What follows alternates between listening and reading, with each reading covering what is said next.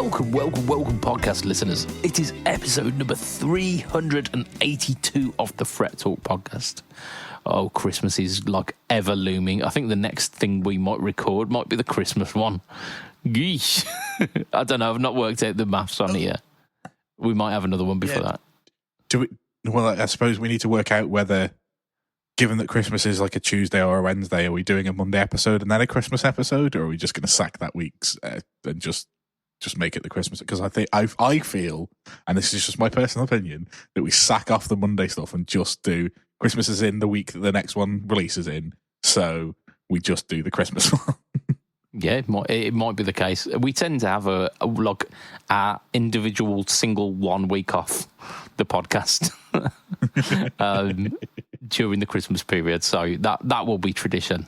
I think our plan is we've got a few Gear of the Year podcast, kind of hour-ish long podcasts to go, and then they will be released maybe through that week. I don't know. I just don't know. I don't know.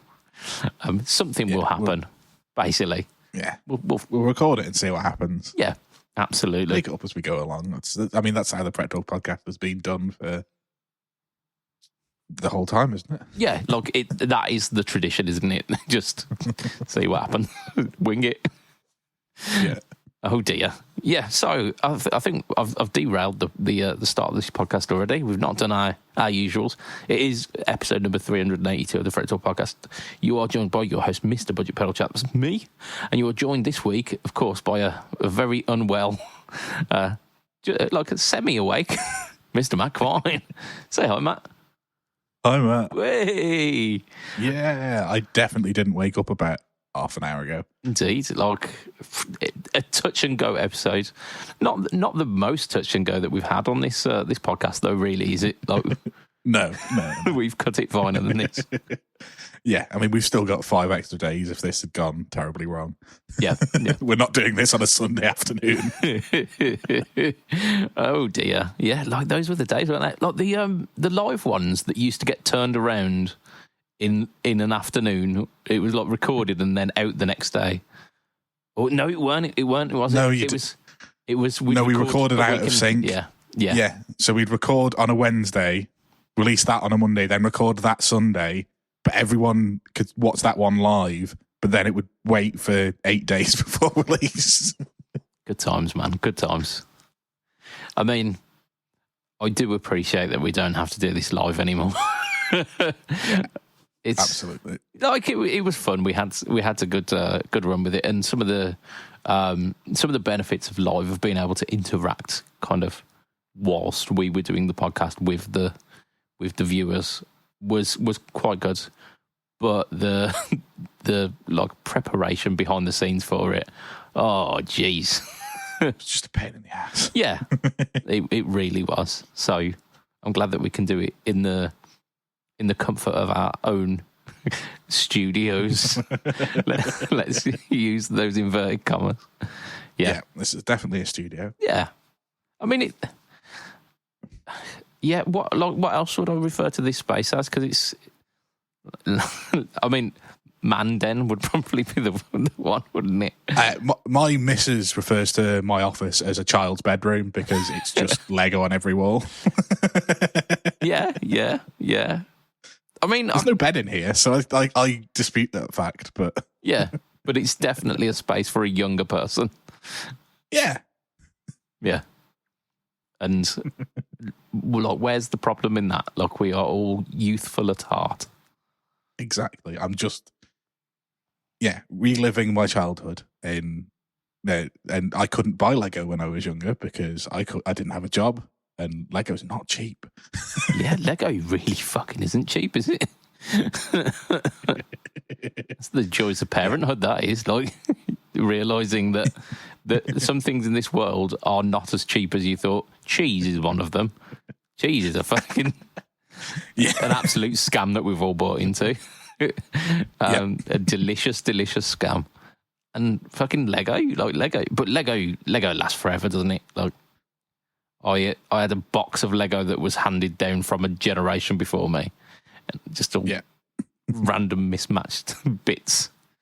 Just here's your Lego, ta-da! Yeah, I think I inherited it from a cousin. My massive box of Lego, and then I would use like back in the day, you used to be able to buy like the small Lego City car sets for like a tenner, and I'd save up my pocket money every month or two, and then go to the shop and buy a tiny little Lego car. And these days they're like 25 quid. Yeah, motherfuckers. But I suppose like that's inflation, that is it? Like everything's gone up by that kind of that price. So like like if you would have saved up your pocket money for let's say 6 months, you probably could have bought or at least put a deposit down for a house. Whereas these days, shit me, like full-blown adults could be saving for... What are you talking about? If you stop eating avocado toast and getting a Starbucks, then you'll have a house in 3 weeks. Yeah, absolutely. It's the look, the steps to success, that isn't it? Fuck's sake. Yes. But so we are here. It is the Fret Talk podcast. We've definitely gone on a tangent. Just looked at the time. It's like saying 7 minutes into this podcast already, and we've not done any. You haven't even done the affordable bit. No. Let's do that. Like this whole shenanigans start, like shenanigan tangent, is sponsored by affordable.co.uk. Affordable.co.uk they're just the greatest. In fact, they're so good that someone who joined the Fret Talk podcast group this week, they answered one of the questions, like, have you ever listened to the Fret Talk podcast? Their response was, Affordable brings you pedals in fantastic recyclable packaging. Like, yes, you have. Brilliant. Yeah, that is the classiest way of doing it. So I think it's Rob. Thank you. That did genuinely make my day. Look, putting that through. Absolutely, you get a pass for that. So Affordable brings you pedals from DemonFX, JSA Effects, Mosky, Joyo. That's the plural. Yeah, one Joyo, many Joyi. 4D, Caline, Nux, Movil, Cord, and Vave. That's amazing. So what is the plural of Vave? I think it is its own plural, like come. I'm sure there's other things. Sheep, fish. Yeah. Straight to come. Shit. Lego. For American listeners, Lego is the plural of Lego. There's no S on it. Indeed. Oh dear. I could have gone with Lego. Jeez. This is an absolute dumpster fire as a sponsored segment here, but we soldier on. They are a UK company with all their stock ready to ship in fantastic recyclable packaging. Check them out at affordable.co.uk. Much like a lot of the British companies that I have seen over the last week, Northern Ireland and the rest of Europe aren't going to be getting affordable.co.uk for the foreseeable future because someone, I've not looked into it, but I assume it's like some governmental thing has fucked things royally. So just kind of be patient on that one. I'm sure these things will work out in eventually, but it's just for now there's a little bit of a stop on the kind of the EU and Northern Ireland trading. So yeah, watch out for that. But check out Affordable. Like if you are in none of those regions and you want affordable stuff, check out affordable.co.uk because they do good stuff. Right. Start of the podcast, and I'm using the word start very loosely here. In the starting quarter. Yeah.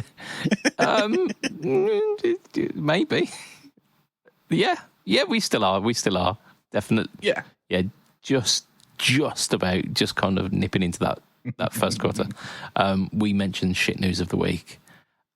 And you like around this time of the year, we're usually scraping any news at all because normal companies aren't releasing stuff like 2 weeks before Christmas.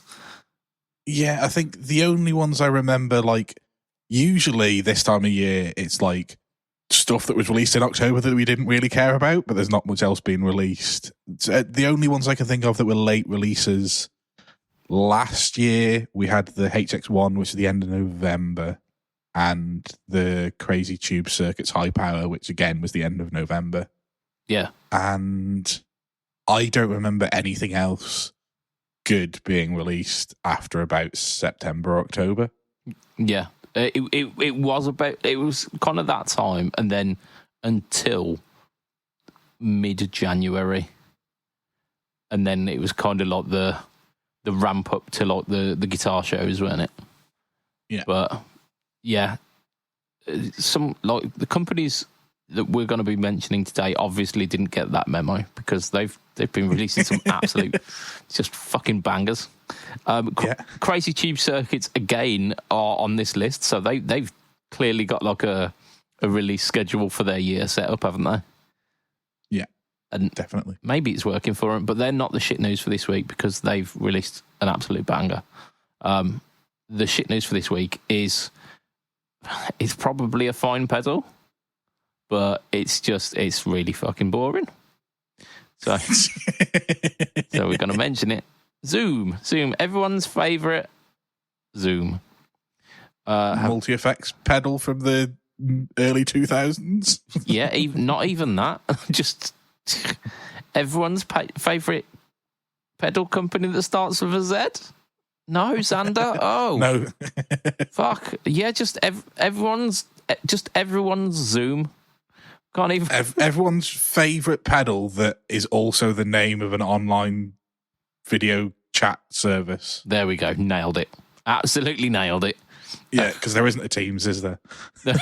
or a Skype pedals. Skype pedals. Shit, man. Like, get on it. Come on, people.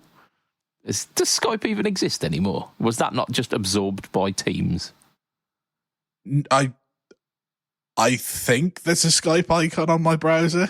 On my desktop. Oh, there you go. I haven't clicked it in probably 10 years, but I'm pretty sure when you install Microsoft, you get Skype. Oh, there you go. Teams. I wonder if Teams is part of Office and therefore you have to pay for it and Skype is the free version. It could very well be. I don't know is the answer. None of this has anything to do with the Zoom. I'm just thinking, like, why do we not have Google Hangouts pedals? Like, let's do it. Come on. I miss Hangouts. That worked. It did. It was good, wasn't it? To be fair, this works. Yeah, we've had an interim period of just like, ugh. Yeah. Oh, the Discord days were dark days, weren't they? Yeah. But that was good for a while. And then something went wrong. They decided to switch something up. And then all of our respective decent enough internets decided to drop frames and look. Yeah, I think effectively Lee moved to Sweden and then went on a European server. You were in the UK and got a UK server. And then sometime in about 2017 or 2018, every internet company just decided the Isle of Man isn't in Europe or the UK, so it must be in the USA. So I was always on a US server. But if I go onto any website now that isn't Amazon or like Tesco's, it defaults to US dollars. Crazy. It's a pain in the ass. Yeah. Like, I blame Brexit, but I don't even know that that's the problem. No, this is internet being internet, isn't it? Yeah, like YouTube, I can't subscribe to people's channels. I can't donate to people's streams, anything like that, unless I use a VPN and tell it I'm in the UK. Oh, no way. Like, because Google just doesn't believe that the Isle of Man exists, and therefore just like, no, we don't trust you. I mean, you can't. It's got. I can see you're there. Like, yeah, it's mental, isn't it? Yeah, I mean, like theoretically, you could be anywhere. You could be in like Scunthorpe. but I believe you enough to say that you're on the Isle of Man. I'm sure you'd be able to give me photographic proof if I so needed it.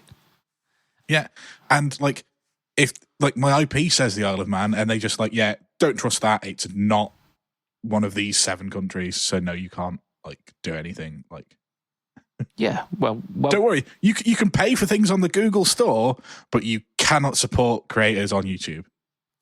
Yeah, you can pay us, the big company, but you can't pay them via us, and we'll take a cut. But yeah, you still can't do it. It's absolutely shit. Right, this Zoom looper is something we're so enthusiastic to be talking about that we talked about every other fucking thing.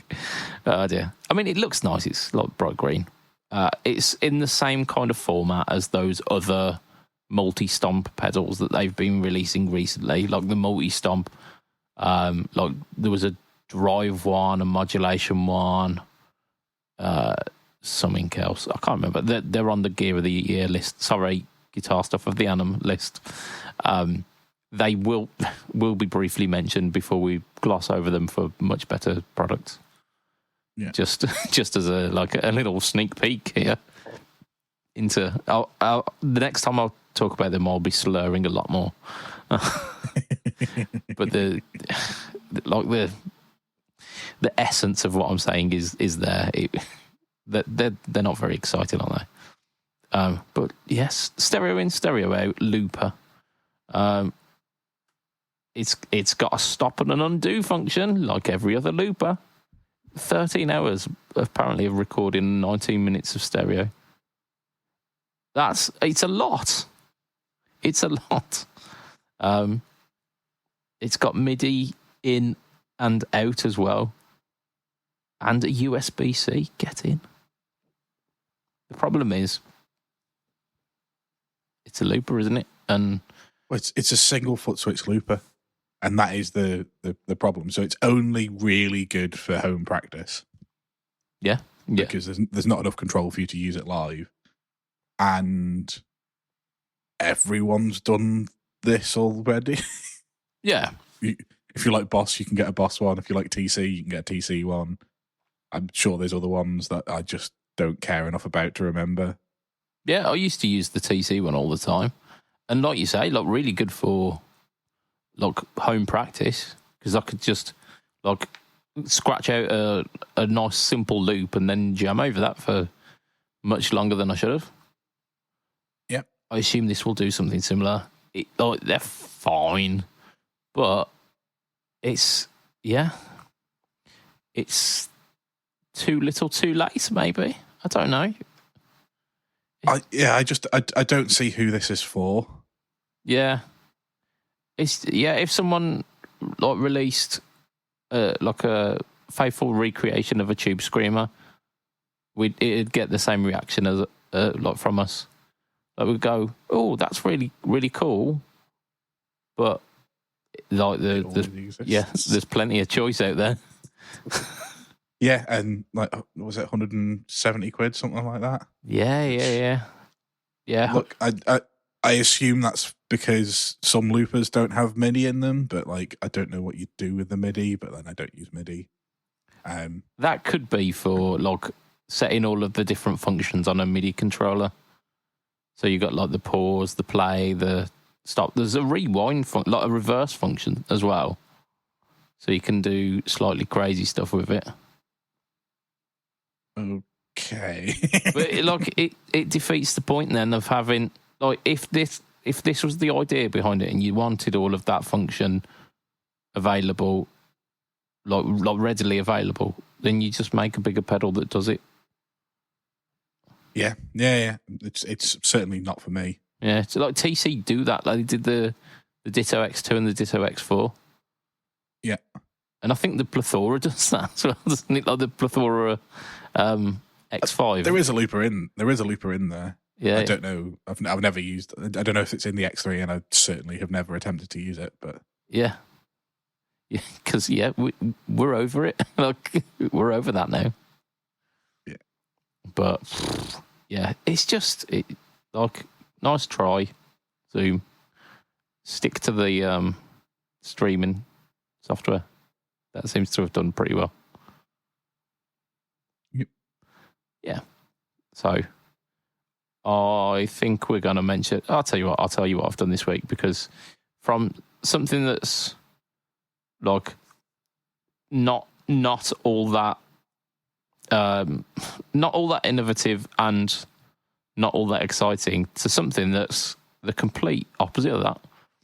And that's what I've no talk all toned this week, which is a pedal that I've had for a little while and quite frankly was scared by.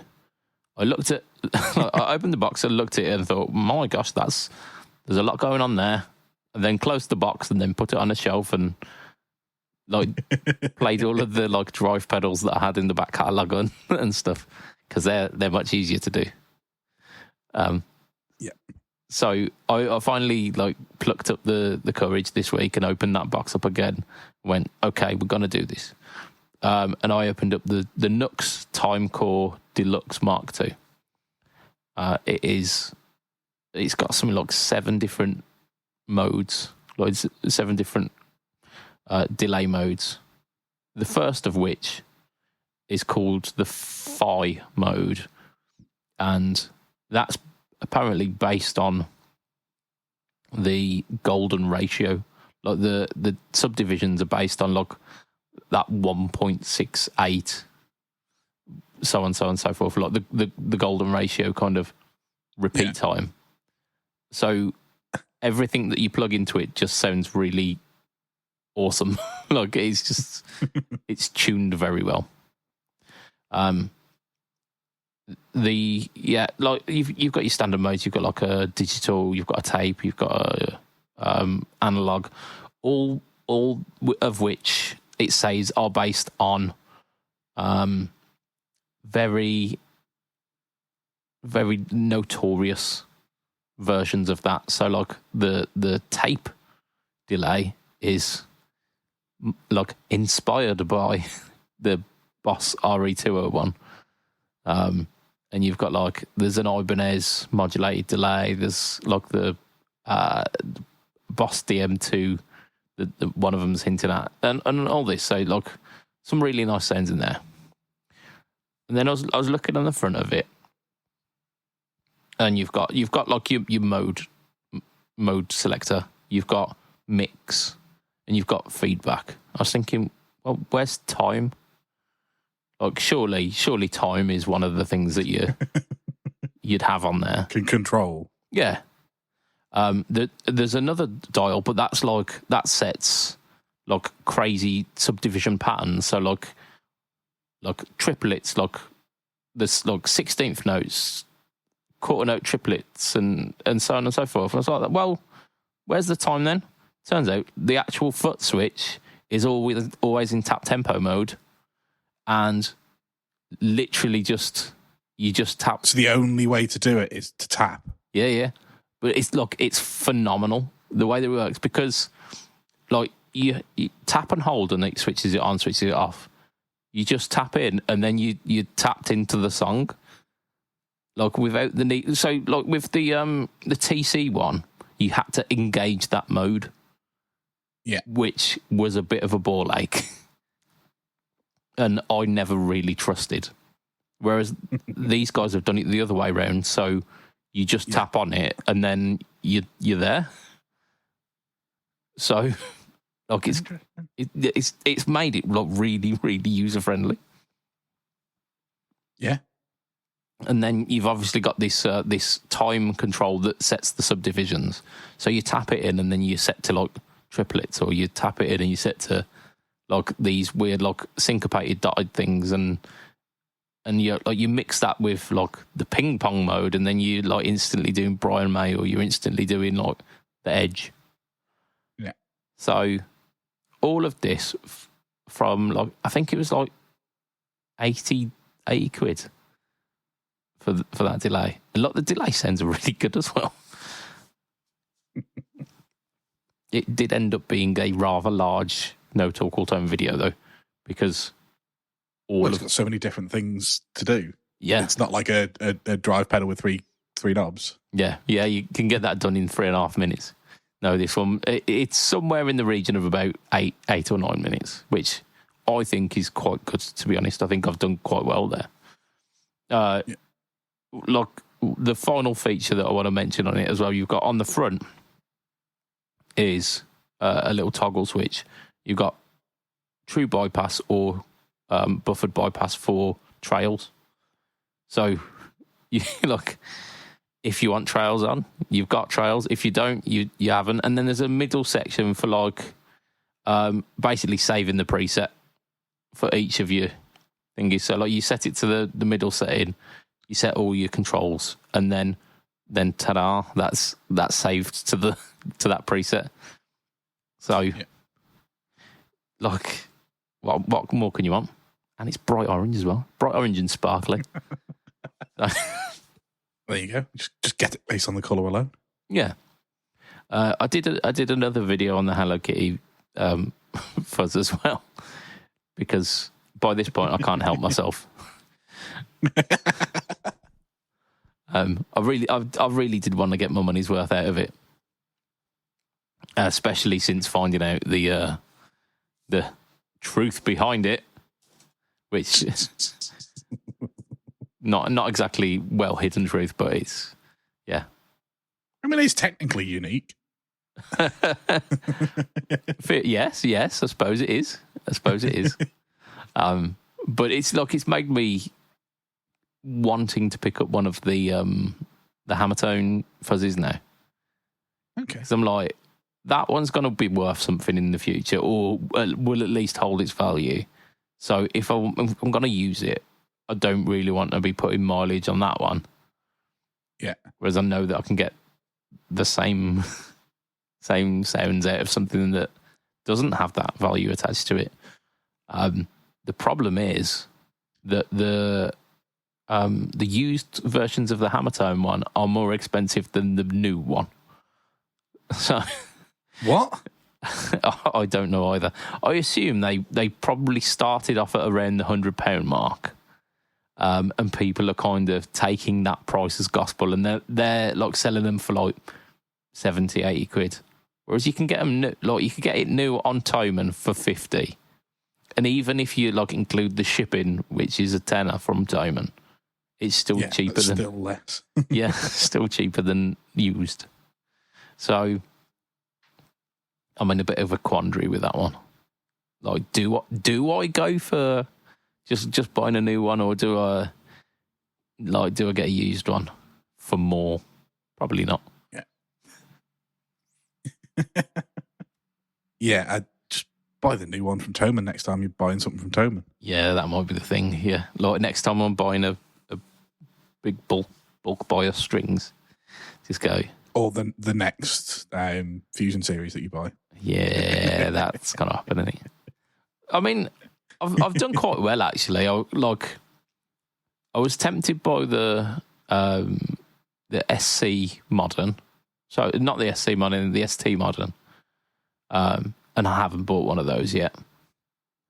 And then they released the single cut with the ones with the stainless frets. I was like, oh, I could get one of those. And I've held off on that. And then they released the SG version of that with the stainless steel frets. And I thought, shit, like my wallet is not going to be safe. But then I held off. Yeah. For now. Like, you've done well. Yeah, but guaranteed over Christmas, some people are going to throw some money my way, aren't they? As is per tradition, some people are going to throw some money in my way, and then I'm going to throw that money towards the Germans, basically. Just throw a random German person in the street. Yeah. Give me your stainless steel frets. What, sir? I don't understand. Yeah, so that is probably going to happen. I'll probably go for the SG because, you know, I like. You don't have one of them at the moment. I've got the Quincy. I've got a Quincy, But it doesn't. And isn't the Vox SG shaped as well? But neither of them are actually SGs, are they? No. But to be fair, neither is the Harley Benton one. But yeah, I think I need an SG, don't I? I think I need an SG. Yeah. Right. Let's have a look at what time we're on, because that really dictates where we're going with this next one. We're going to the Crazy Tube circuits. Why not? Because cool. we've hinted at it, but let's do it proper. So Crazy Tube circuits are they produce quite pricey pedals. I'm not gonna lie and say that they're affordable, because they're not. They're ones that you'd save a bit for. But absolutely, they like since you switched me onto the high power like the end of last year, and you were like, yeah, actually, it's probably quite good. Yeah, well, that's it. Like Andy tried to do something different with it, didn't he? And you were like, I didn't like the tones that Andy got, and I was like, yeah, but he was doing something different with it. Go and listen to any of the other demos. Yeah, yeah, and then I did, and I kind of got it. And you'd sold that on me by the time that Guitar Stuff the Annam came around, and we fought the fight for that one. We did. But then, yeah, I got to try one, and it was glorious. And I've tried the what's it called? Shit. The John Mayer one. No, not the unobtainium. The delay reverb pedal that I was playing. I can't even remember what it's called. It doesn't matter. But yeah, like Sidekick Junior. Sidekick Junior, that's the one. Yeah, I tried both of those because like we got them free for pedal boards to do into demo. Like really, really impressed with the high power. And then like the Sidekick was like really comprehensive and awesome as well. And then looked more into their stuff, and they do the unobtainium, and they do these other kind of things, which are just kind of cool. They've done it again this year. Basically, they said, like we've done John Mayer, we've done Dave Gilmour. Who's the next one on the list? And they went, you know what, Angus. Like there's always a Jimi Hendrix thing going on. There's always stuff like that. There's always like a modded JCM 800 tone going around. Angus has an absolutely classic tone, but doesn't get that love that a lot of the artists do. And they've I assume because his setup is quite simple in that he plugs into an amp. He plugs into many amps, but yeah. Like his sound is like very loud Marshall, isn't it? Yeah. And like hats off to the guy. He's made an entire career of that. But so Crazy Tube Circuits have brought out the Heat Seeker, which is incredibly it hints very incredibly at AC/DC. Yeah. Bright Red, which always is a winner for this channel, and has got like a little lightning bolt on it. Beautiful. It's broke up into two sides. You've got the amp side, and then you've got like I think they call it an enhancer side, which basically, so you set your amp side, and then your second side is like making it sound like a really, really loud version of that. It's just beautiful. But yeah, let's say like 3-band control, bass, mid, treb, presence as well, set up like the amps, and then you've got the 3 different amp modes as well, haven't you? So you've got JTM 45, 59 Super Lead, and JMP 2203. So kind of Marshalls through the years. Yeah. Like having it just for the JTM 45. I love a JTM 45 sound. Yeah. But like having those kind of classic Marshall tones, and then having this like the ability to make it sound like it's being pushed through a 412 cab is wonderful. what's the other knob on it do? Because you've got like another, toggle switch. WAS. Oh, sorry, that's the big sound, isn't it? So the WAS. Yeah, I assume that is wall of sound. Wall of sound. Are they going to be in trouble for that? No, because they don't say wall of sound, do they? They say WAS. WAS, yeah. But that's what it is, surely. If it's making it extra loud, surely to Christ, that's wall of sound. Yeah. And you've also got, like with the other ones, you've got the ability to put things in the loop of this pedal. So you can split the two pedals kind of separately. Yeah. Which is good. Like, we all like two pedals. So I guess, really, actually what the controls are is the left-hand side is preamp, and then the level and enhance is power amp. If that toggle is make it the big really sound. loud. Yeah, it could be. Which, I mean, none of the amps that he uses are master volume, so, but I guess you need, like, unless you are just only playing stadiums, master volume controls are quite useful. Yeah, and I don't tend to play many stadiums these days. Yeah. Let's have a look what Crazy Tube Circuits are saying. What are they saying? Product page. Oh yeah, that'll probably work, won't it? Go on. What you're saying? Oh look, there's the demo from Mr. Guitar Geek. I've not checked that out yet. Oh, the right-hand side is a recreation of the preamp enhancement section of the Schaffer Vega Funk system, the Schaffer Vega radio system. Oh, like his kind of radio pack thing. I would assume so. So that's really cool. Yeah. It's bright reds. When we first started this podcast, I was fanboying over the red truck because it was red. Like nothing more. Like it was a Moore pedal, so it's probably fine. But I like the fact that it was red. This is also red. If anything, this is redder.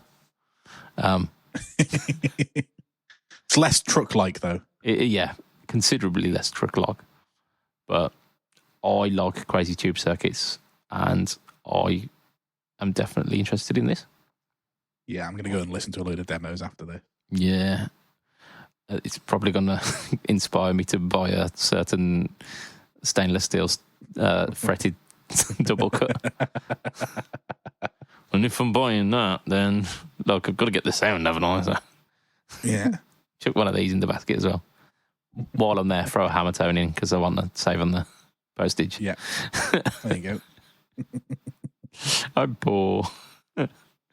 Oh dear. Yeah, so Crazy Tube Circuits releasing some stuff.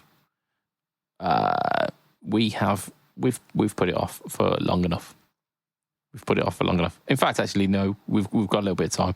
We're going to talk about Beatronics because those guys, I feel they come up with a pun, like a B pun, like an early point in their like business strategy meetings, and then it's just got away with it. Like they've got away with them. Like it's the whole thing. It's just it's run away with them, and they've now got to commit to it. They are fully committed to it. Yeah, because I don't think anyone's that big of a fan of bees. Like they're fine. The guy from Tool is. The guy from Tool's a big fan of bees. He is, isn't he? Yeah, I suppose. Yeah, funnily enough, his weird bee fetish hasn't made it onto the guitar stuff of the Annam. I think they were last year, weren't they? Yeah. So the only one from him was he did an Epiphone, but it had a Gibson headstock. But it was still the same guitar that we've been releasing for the last year. Yeah. Funnily enough, they're still in stock. Who would have thought? Shock horror. Who would have thought? Oh dear. So Beatronics they're basically re-releasing their first ever pedal as like a limited run. Just lots and lots of bee puns. The beast. Yes, it's a limited beast. Limited beast. Called a Watch-A-Hell limited beast. It's a 8-bit synthy sounding fuzz. It looks like an old fuzz pedal because it's in a wedge enclosure with the controls on the top, so it's not convenient in the slightest. And I appreciate that. No, I appreciate the moxie behind that. Because is that the power input on the bottom of it as well? No, it's on the side. Okay, so there's just a random hole at the bottom. Interesting. That's tone ventilation. That is. Okay. Is that to let the tone breathe? Yeah. Because if you don't have that, then the tone would it'd compress too much. So it's just you really don't want that from an 8-bit bass synthesizer, do you? No, not at all. You need that clarity from that 8-bit bass synthesizer. Oh dear, we do talk some shit sometimes, don't we? Yeah, so it's 8-bit fuzz synthesizer, overdrive and fuzz, 2 lower octaves. So it does exactly what it says on the tin. Probably not going to be your everyday fuzz, but it's it lets you mix both octaves in. Is that what the controls are? Like you've got fuzz, octave 1, octave 2, or is it like volume, fuzz, and then octaves? It is Watcher, Hell, and Honey are the 3 controls. That has cleared it up. No end. Yep. I think we could just leave it there, to be honest.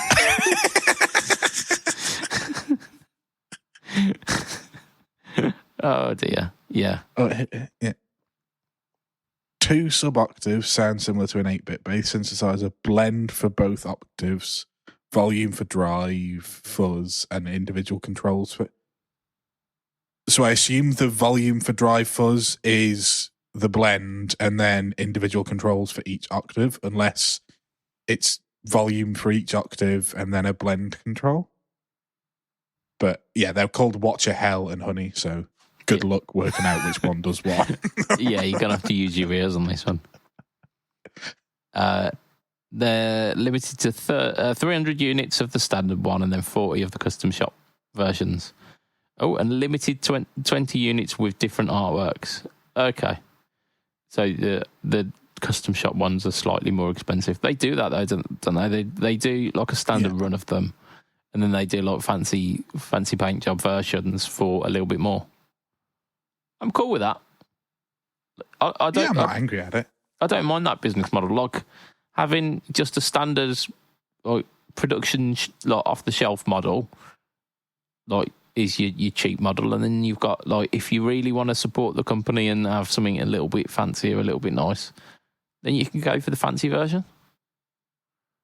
Absolutely. Like I've tried some Beatronics pedals and I don't get them, but I don't play any style of music that needs glitchy fuzz and synthesizers and 8-bit and that kind of thing, and that's generally what most of their things do, apart from the tuner can, which I think was just a fuzz pedal. They released a phaser not so long ago, and I don't think I don't think it was 8-bit glitchy phaser. It was just normal regular phaser. Yeah, well, I mean, like the last time I played any of these was the guitar show that in Birmingham, which wasn't this year, it was last year. I think I came over for that. So yes, yeah. So it's been a while since but like, yeah, they're cool effects. Like they always look good. People seem to love them. It's not my kind of noise machine. Yeah, and I think that's fair because they do a very specific, very outlandish tone pretty much always. Like the big selling point of them is the kind of the commitment to the aesthetic. Not only if they're committed to the B puns, but like the PCBs. Like one of them was like an actual B. Like PCB, a PCB. Yep. Yeah. I'm pretty sure. And to be fair, their pedals always look fucking cool as well. Every single one of them. They've always got cool artwork on them, cool design. Yeah. So if you are into like that more experimental tone, check out the what you tell what what's it? Yeah. I could pronounce it 5 different ways and not be convinced that I've done it right, and like any one of those. Surely it's what the hell. Oh yeah, I'm gonna go with it because that's 2 of the controls are Watcher and Hell. So there you go then. Yeah, definitely. Right, final bit of news this week, which is it's just come out of left field, and I feel we should probably get some royalties for this one, because we've been talking about this for longer than we were talking about the HX1. Yeah. We should have got royalties for that one as well. Yeah, but we definitely should get royalties for this one.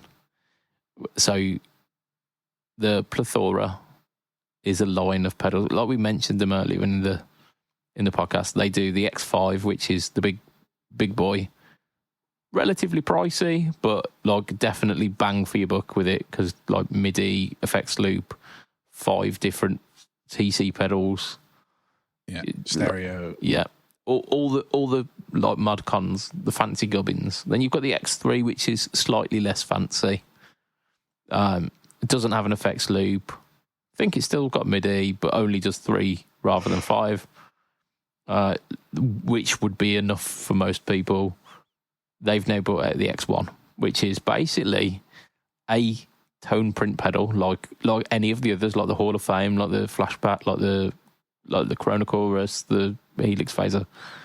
That same enclosure, 4 knobs and a switch, and a little toggly switch as well. So they've got the same layout as most of the others. This one's now got like a little LCD screen in the middle, because it's the Plethora X1. So it's basically any of those pedals in one of those pedals. Yeah, just it's white instead of the colour of the pedal that you want, and you can swap between them without having to swap the pedal on and off your board. Yeah, absolutely. So you've got 3 controls. You've got A, B, and C, which will change depending on what tone print you are loading up, essentially. So for a phaser, it might be like rate, depth, and mix, or like delay would be like feedback, mix, and time. Definitely time. You need time control. So those will change like depending, and I think it tells you on the little LCD screen as well. So you're not having to guess, but it also tells you what you're controlling. So on the product picture here, it says pitch shifter. So, and it's got like a little pink strip underneath it because the pitch shifter is pink. So it makes it really, really clear as to what you're selecting. So we've got the Hall of Fame in there, Flashback, Helix Phaser, Viscous Vibes, Sub and Up Octava, Brainwaves Pitch Shifter, Corona Chorus, Hypergravity Compressor, Mimic Doubler, Vortex Flanger, Pipeline Tap Tremolo, Quintessence Harmony, Sentry Noise Gate, and Shaker Vibrato. Interesting that they've removed the what's it called, the wire tap looper for this one. Yeah, but I wonder if it's just it takes up too much processing power. Yeah, could do. Yeah, my favourite thing is I've clicked onto the Thomann link just to see, and the translated Thomann page in English, they've put some of the pedals in. So they've gone Hall of Fame 2, Flashback 2, Sub and Up, Corona Chorus, Viscous Vibe, Quintessence, und Pipeline Sinn vor Installiert. I just forgot. I assume that means and some more, or like and Pipeline and others, or like, yeah, but who knows? Because everything else in this page is English apart from the end of that sentence. Very strange. It's saying we've got latching mode here, so you can have it where you switch them on and off. Momentaries, where look, your foot switch works as a faded on off. And you press it down, almost like the Spark Boost Solo Boost mode. Yeah. And that you've also got mash controls on all of these as well. So you can select a parameter that you want to ramp up. And the foot switch essentially works as like an expression pedal. Yeah, I've got the Plethora X3 and I've never attempted to use that because I don't trust it. Yeah. But so this is the one, because I have used it because why wouldn't you? Yeah, why wouldn't you, Matt? Because it sounds like it's not going to work because you're trying to use a fucking you've turned a treadle into effectively pressure on a switch. Yeah, notoriously the bit on the pedal that breaks. But yeah, so I've used it, and like yourself, I'm thinking in the back of my mind is don't press it too hard because switches are delicate. They require you to put a lot more pressure on than you'd want to. Yeah, no, fuck that. Yeah, there is a full travel with it, and you have to put some good weight onto it. And when I was using it for the pitch shifter to try and get whammy sounds, I weren't getting up to the full whammy because I weren't trusting myself to. You didn't want to put your foot through it. Yeah, so I was getting wee. But just going to some horribly out of tune. Yeah.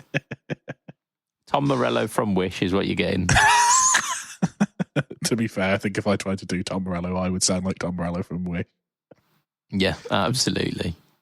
So it's got a lot of things. There has been the Wow Actually Brigade out in force and picked fault about this one by saying the things that it doesn't have. I mean, it doesn't have heated seats. It doesn't have... No, it doesn't have MIDI. Basically, is the largely it's a single fucking pedal. Yeah, yeah, absolutely. My retort to that is, what the fuck do you expect? It is the thing that we were asking for so long. Surely these are all the same thing in the same enclosure. Why don't you just create one that does them all? And now they've done it, and people still aren't happy. So, fuck those guys. Yeah, I don't understand. The X3 is what, 90 or 100 quid more. That has MIDI. Yeah. So if you want MIDI, you're always going to have cumbersome pedals because it takes up a lot of space if you have the proper MIDI connectors. Yeah. And this thing has stereo in, stereo out, loads of controls. Where are they fitting a MIDI connector in the tiny, tiny little box that they've given you every single one of their fucking pedal line? Get over yourself. Yeah. Yeah, it's not meant for that application. The things that you're asking for from it are, you go to the X3, that thing exists. It's available. It's good. So, if you look at this for what it is, not what you want it to be, you put this you've got a little compact board, you've got a couple of drive pedals, you've got a reverb at the end. You could have one pedal in between those two sections of your board, but your band still covers a song that needs a chorus, a song that needs a phaser, a song that needs an extra long delay. And you don't want an extra 3 pedals on your board. So use this. Yeah, this is compact enough that it can fit on those small boards. It can fit in the tight little space, but can plug 3, 4, 5 gaps. It can plug up to 7 gaps here. Yeah, so if you've got more than 7 songs that need different effects, build a bigger board. Yeah, get the X3. The X3. Yeah, that's what I'm... Yeah, and you're probably going to need a bigger board for the X3 if you've only got space for one single pedal. Yeah. Or drop some songs and buy one of these. Yeah. Yeah, like for me, it's a no-brainer. Like it does everything that I would expect it to do. Like in my mind, like what I was picturing as like this does anything TC pedal, it wasn't as good as what they've actually made. So they've exceeded my expectations with this one. The omission of the looper isn't so much of an issue for me. The fact that you've got every other fucker on there is... Yeah, I mean, I don't care about the looper. Like, no. Like, that is the one pedal on the X3 that I just haven't used. Because, yeah, I don't care about it. And it's a waste of an effect. Like, I've got three slots in that X3. I'm not wasting one with something that I use very, very occasionally. No. I'm having a univibe, a phaser, and a reverb. Yeah, makes total sense to me. Yeah. It weren't it was a univibe, vibrato, and a reverb, which was like the first preset you pull up, and I went, yes, that'll do. Put them all on at once. It sounds wonderfully modulated and glorious. Yeah, I think I set maybe 4 boards on my Plethora X3. And that'll cover every gig that I ever do. And I don't need MIDI to change between them, because if you press 2 foot switches, you can go up or down. Yeah. Oh, yeah, I'm suddenly on a new board. Whoop. Yeah. I mean... Yeah, MIDI people need to get over it. Like, it's a tiny, tiny pedal. It, like, if you want a single pedal that does things really well, that has MIDI, you have to buy a HX1, and it's an extra 80 quid. Yeah. And it's a bit bigger because it has MIDI in it.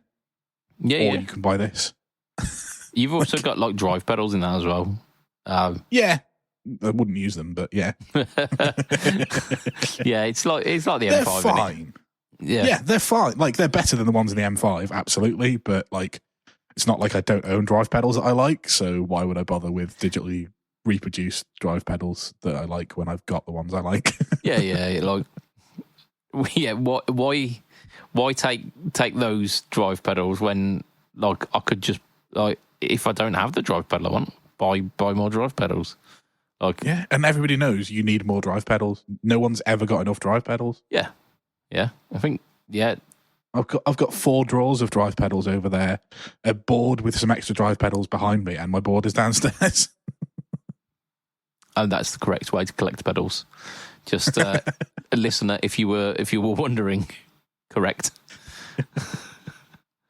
Oh dear, we shouldn't be encouraging this kind of behaviour, but we are. So, I think the only non-drive pedal that I've got that isn't on a board is that 35 quid chorus pedal.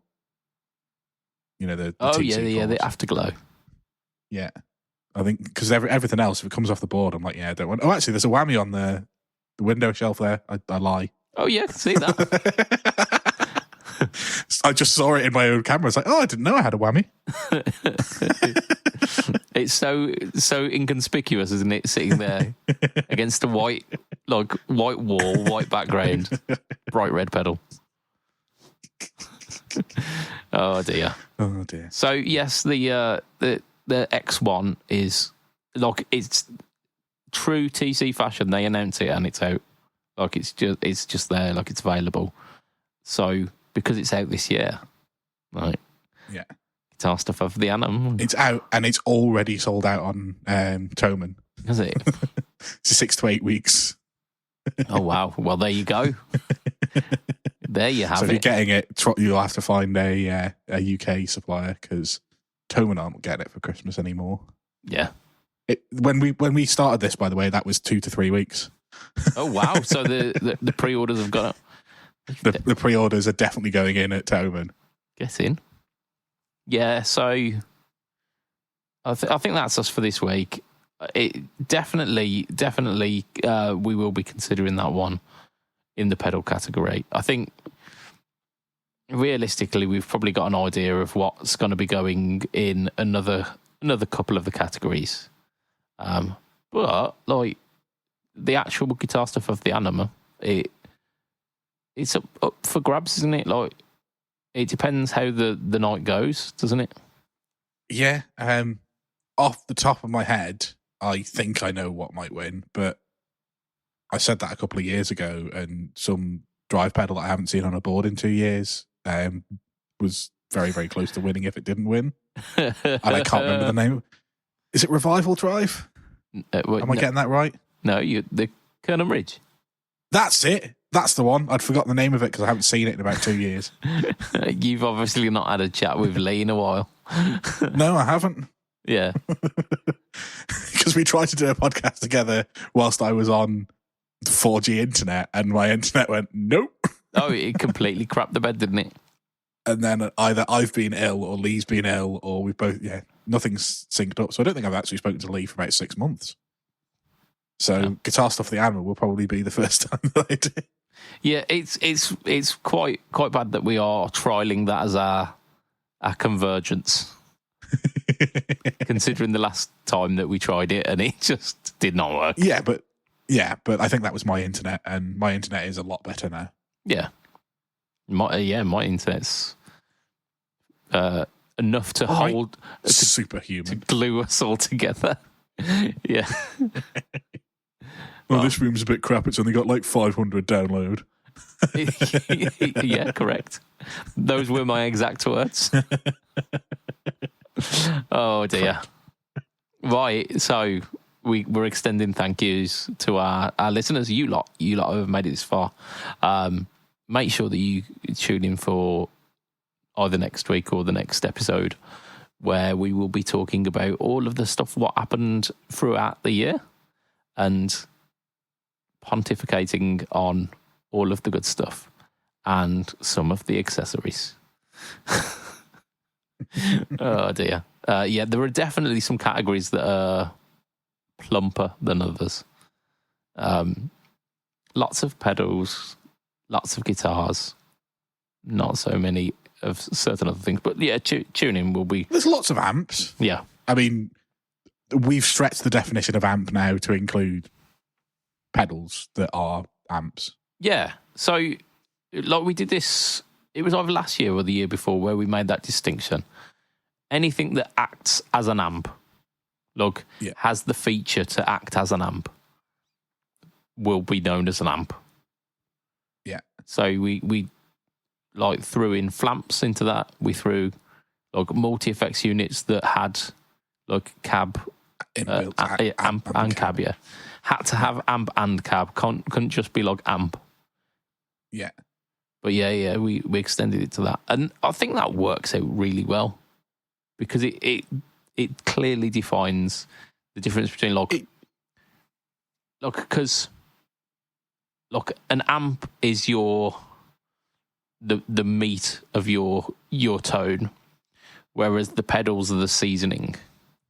Yeah, and look, I get it. It makes me die inside a little bit, but I do get it. Yeah, because but yeah, at the end of the day, like if you run a Tone Master, you probably don't run an amp, so your Tone Master is your amp. Yeah. I'm just trying to think of multi-effects units that were released this year that had them in. It's only the Tone Master and the Quad Cortex Mini I can think of off the top of my head. Tone Master was last year. Was it really? Yeah. Was it really? Fuck yeah. Hell. Arse Ender last year, yeah. Tone Master Pro. Fair, yeah. So it was the QC Mini, and I assume Axe Effects had done something. But they've done a pedal, but theirs is like the HX Effects, basically. Or like their version of the Plethora. Right, okay. But for 700 quid. Nice. Yeah. Cool. I take it that's in the pedal category, is it? It might even be shit stuff. Wouldn't surprise me. Oh dear. Yeah. So we've thanked you lot and kind of reminded you about our upcoming events. We're going to thank our sponsor for this show, which is affordabboard.co.uk. Like, check them out. Throw some love that way because like a chunk of the EU and Northern Ireland sales have been kind of unfairly taken away recently. So if you can throw a bit of love towards affordabboard.co.uk, they do great stuff, and customer service is good as well. We've got a super special thank you to our Patreon backers who, for as little as $2 a month, you can be part of that exclusive crew. We have got the following people who are currently Patreon backers. We've got Mr. Adam Yeomans of Chef FX. We've got Mr. Hughie Rection. We've got Mr. Mike Oxlong. We've got Mr. Gary Goldencock. We've got Mr. Ben Fletcher of Fletcher Pickups. We've got Mr. Brian Gower of the Tone Jerks podcast, the Second Bum podcast, and the Off the Rails podcast. We've got Mr. Diabetes Foot. And we've got Mr. Jason Wharton of Jason Wharton 82 and of Pedalboards of Doom over at YouTube. I also do some stuff with Pedalboards of Doom as well. So you can check me out where I released a video on the Hello Kitty Fuzz through a bass. Hilarity ensues.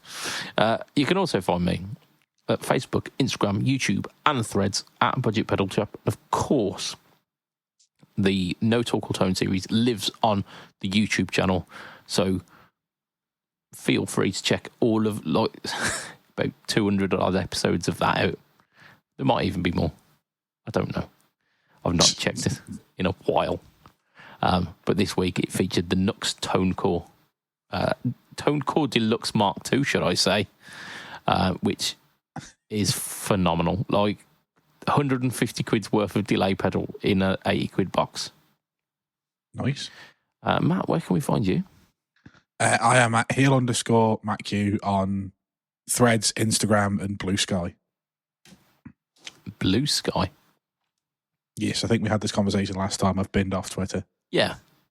You are Mr. Blue Sky. Way. So that's where we wrap it for this week. So from myself, Mr. Budget Pedal Chap, from Mr. McQuine, say bye, Matt. Bye, Matt. Woo! It was a ghost. Ooh. It will be a tatty bye and good night for this week. It's all right, a bit. Bye. Bye.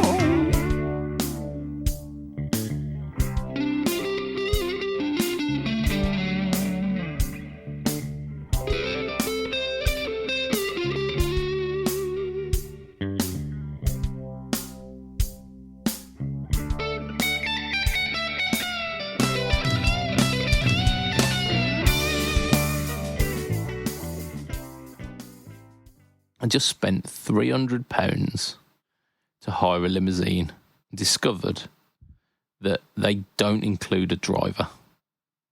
Can't believe I spent all that money and nothing to show for it.